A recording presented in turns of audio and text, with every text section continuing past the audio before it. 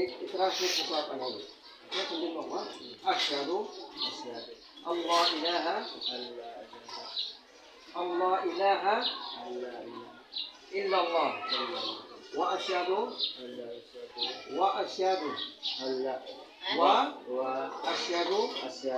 anna Muhammadan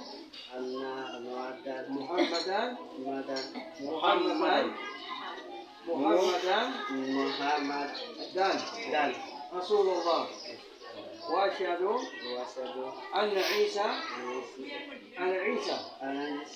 Abdullahi wa rasuluh wa kalimatuhu alqaha illa Maryam wa ruhun min wa asyhadu anna al-jannata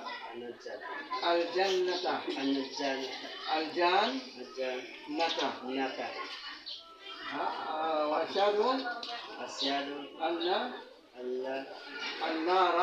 an-nara haq wa anna Allah yab'athu man fil qubur. Ang ibig sabihin, brother, ikaw ay sumasaksi, nanunumpa na walang ibang Diyos na dapat sambahin, pasalamatan at dakilain maliban sa Allah. Ang Panginoon na tunay ay ang Allah. Okay?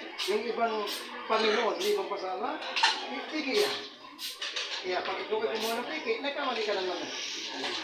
Nanunumpa ka rin na si Muhammad. At saka si Jesus, ang anak ni Maria, ay kumpeta, alipin ang Allah. Subo, kumpeta sila. Naniniwala ka na may impyerno. Naniniwala ka rin na may kasalay.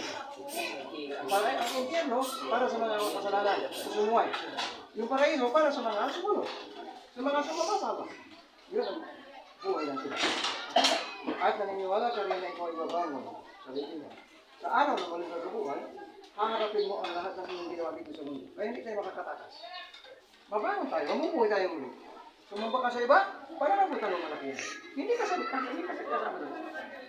Sumamba ka sa kumuha ka ng ibang pananampalataya maliban sa isa, ikaw ang mananagot. Hindi pwede kasama ang lahat. Kaya iligtas mo yung sarili mo, iligtas mo yung sarili mo. Magsama-sama kayo sa isang pananampalataya, may Allah, manatili ka sa pananampalataya Islam, yan ang tunay na pananampalataya.